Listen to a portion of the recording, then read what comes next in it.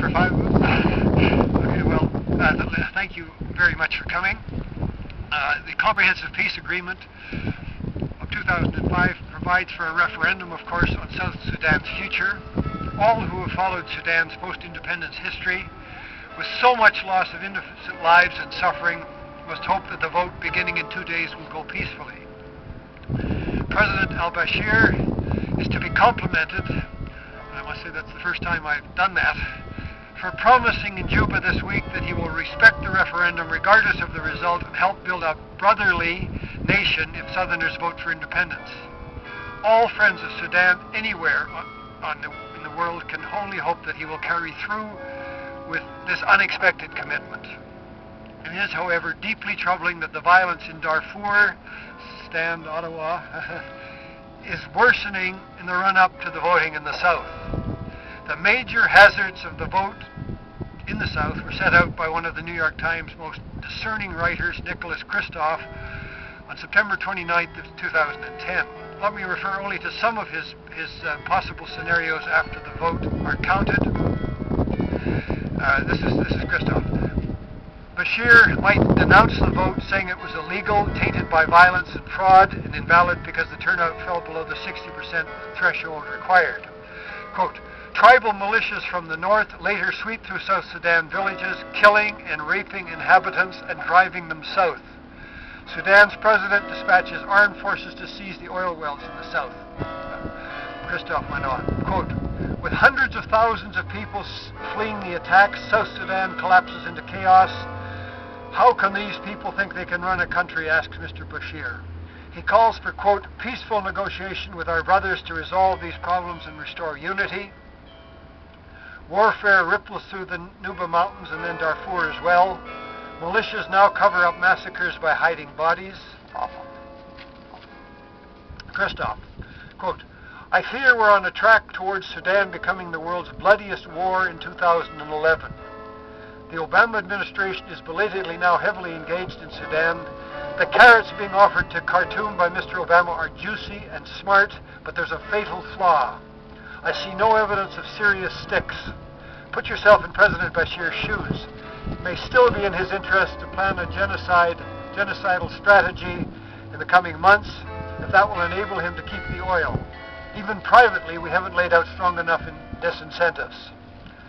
I'll skip part of it and I'll go down to Eric Reeves. I'm sure you all know that Eric Reeves, another American of Smith College, who, although gravely ill, appears to have devoted virtually every waking hour of his life to Sudan for several years, including writing a book on Darfur. He wrote on December 21st a piece fearing the worst, from which I'll attempt only to give the essence, the briefest essence. Quote, to be sure, dishonesty and equivocation have a long history in Western diplomatic engagement with Khartoum's National Congress Party, but under the tenure of the Special Envoy Gation, with unfortunate assistance from the Obama administration State Department and National Security Council, as well as UN officials, the refusal to speak the truth has become habitual and may yet lead to disaster. I'll skip part of it here. This is important to us as Canadians, and I'm quoting Reeves here. Quote, here perhaps the Advocacy Committee should recall the words of Romeo Dallaire, UN force commander in Rwanda during the genocide, published several years ago, but precisely relevant in the present moment. Quote, he's quoting Dallaire, if there's any useful lesson that we can draw from the events of April 1994, it is surely one about how personal genocide is for those who are killed, of course, but for those who kill and for those, however far away, who just do nothing. Our governments are no better than we are. The United Nations is no better than its governments. That's a quote from the International Herald Tribune on April of 2005.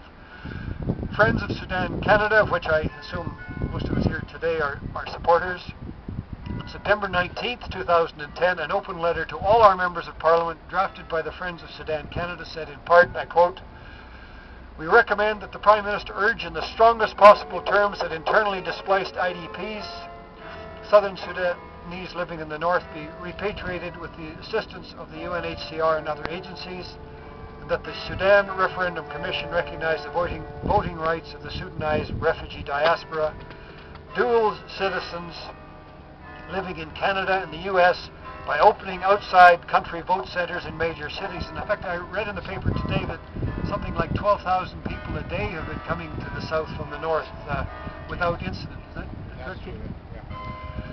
Finally, quoting Reeves, there's much more to be done to ensure the continuance of peace in Sudan, but given the urgency of the referendum situation, we believe that common action by MPs would be an excellent first step.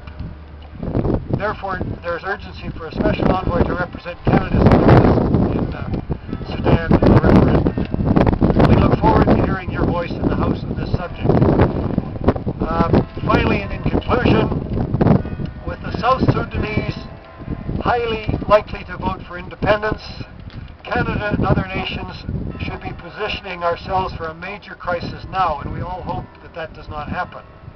Canadian taxpayers have sent about $800 million to Sudan since 2006 alone. The presence of our embassy staff, a $7 million contribution to the UN fund to support referendum activities, and about $2 million to Jimmy Carter's election monitoring center seem to me terribly insufficient for the upcoming weeks. You probably all know that the results will be announced not until about 3 weeks from now. I think it's February 14th. So those weeks are going to be terribly, terribly important. Since 2005, Canada has also deployed more than 400 soldiers and civilian peacekeepers to disarm rebel forces, train local police, and help implement the Comprehensive Peace Agreement. It will unfortunately be necessary for friendly governments, including Canada's, to maintain a strong peacekeeper presence should conflict arise over oil in the south. I'm sorry you all had to stand in the cold and listen to that, but that's the end of my comments. And let us all hope that things go peacefully in the weeks to come. Thank you very much. Thank you very much. Thank you.